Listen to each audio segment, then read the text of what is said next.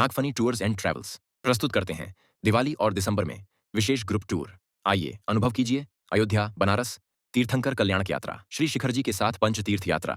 इसके अलावा केरल की हरियाली, नॉर्थ ईस्ट की अद्भुत वादियां और इंटरनेशनल टूर में न्यूजीलैंड, वियतनाम और दुबई का शानदार अनुभव। हर यात्रा में शुद्ध शाकाहारी जैन भोजन। आज ही अपनी सीट बुक करें। कई लोग कहते महाराज मेरा दुख दूर ही नहीं हो रहा है, हमारे जीवन में दुख ही दुख है, कभी आते ही नहीं। हमारे यहाँ बीमारी है, कभी आते ही नहीं। हम कितने बार इंटरव्यू दे चुके हैं, हम फेल ही हो जाते। ये प्रायः लोगों की एक शिकायत है। महाराज मैं सीए की परीक्षा दिया, मैं 8 बार फेल हो गया। क्या कर रहा हूं? खूब पढ़ता हूं। महाराज मैं सब में इलाज करा चुका, कोई इलाज नहीं हो रहा। मैं बहुत प्रयास करता हूं, लेकिन मैं धंधे में सफल नहीं हो रहा हूं। जिस धंधा करो उसी में घाटा हो जाता है। ऐसे केस मेरे पास आते हैं। महाराज कोई मंत्र दे दीजिए, कोई आशीर्वाद दे दीजिए, कुछ करा दीजिए। अब मैं बेईमान डॉक्टर हूं तो तुमसे लूट रखता हूं तुम्हें। हाँ, दुखी व्यक्ति को खुद जैसा चाहे लूट लो, वो तो लूट जाएगा।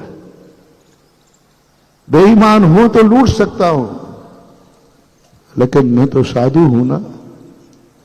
मैं तुरंत कहता हूं भैया कोई इलाज नहीं है, कोई मंत्र नहीं है, मत पड़ो इतने चक्कर में। कोई तुम्हें मंत्र दे देगा, कोई झाड़ा फूकी कर देगा, कुछ करेगा, ताबीज दे देगा, गंडा दे देगा, कुछ मत पड़ो, है ही नहीं। ये सब तुम जैसे मूर्खों को लूटने के लिए लुटेरों ने ये आइटम बनाए। लुटेरों ने आइटम बनाए। मैं तुम्हें एक सस्ता सा रास्ता दिखाता हूं। तुम्हारी बीमारी दूर होगी या नहीं, तुम पास होगे कि नहीं होगे। कई बार कहता हूं, तुम्हारी क्लास में तुम्हारा साथ में पढ़ने वाला पास हुआ, तुम फेल हो गए, उसके पास होने पर तुम्हें कैसा लगा?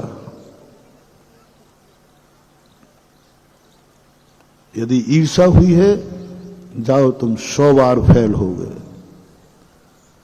और तुम्हारा मन हुआ है कि हम 2 जने फाइट कर रहे थे इंटरव्यू को, कोई बात नहीं मैं फेल हुआ, कोई तो मेरा साथी पास हुआ, कोई तो कलेक्टर बनेगा, कोई तो व्यक्ति जाकर के किसी का परिवार तो सुखी होगा, कोई तो देश के काम आएगा। मुझे अपने फेल होने का गम नहीं है, किसी के पास होने की खुशी है। यदि ये तुम्हारे अंदर आ गया, अगली साल आपका पास में नंबर आएगा, ये मैं गारंटी ले रहा हूं। बस पास होने वाले के फेल होने पर, तुम्हारा फेल होना, उसका पास होना तुम्हें कैसा लग रहा है? बिनशुभ प्रमोद। एक गरीब आदमी अमीर आदमी को देख के यदि ईर्ष्या करता है, हे भगवान ये बर्बाद हो जाए, लुट जाए, वो कभी अमीर नहीं बन पाएगा। गरीबों से मेरा कहना है, अमीर को देख करके ये भाव आ जाए, मैं भली गरीब सही, दुनिया में कोई तो है पुण्यात्मा जिसने अगले भाव में दान दिया होगा, वो पुण्यात्मा मेरे बाजू में रहता है।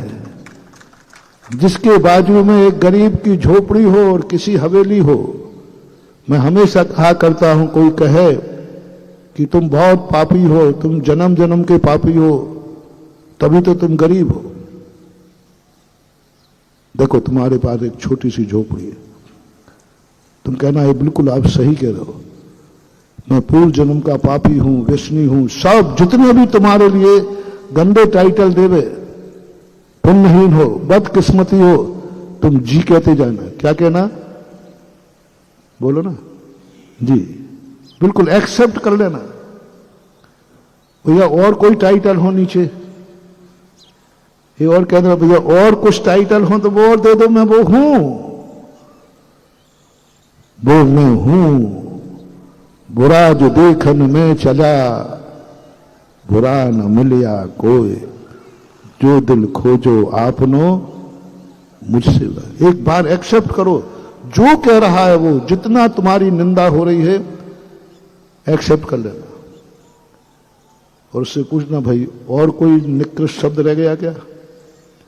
बोले नहीं, जितने निकृष्ट थे मैंने सब कह दिए। अब सुन लिया ना, उत्तेजित नहीं होना, क्रोध नहीं करना। तुम्हें गुरु की शिक्षा मिल रही है, तुम बिल्कुल शांत जी। वो तुम्हें पापी कहेगा जी, तुम्हें जो कुछ कहना है वो मेरे मुंह से नहीं निकल पाएंगे, इतने ज्यादा मुझे आते भी नहीं है। जितने गंदे शब्द हैं वे सब तुम जी कह के स्वीकार कर लेना। जी जी जी। जब वो बंद हो जाए, बोले भाई एक बात कहूं जो तुमने नहीं कही, एक जरूर मेरा पुण्य है। बोले तेरा क्या पुण्य है? भिखारी कहेंगे। बोले है। वो मुझे मालूम नहीं था, मेरे गुरु ने बताया। बोले क्या पुण्य है तेरा? कहीं से तो दिख नहीं रहा है।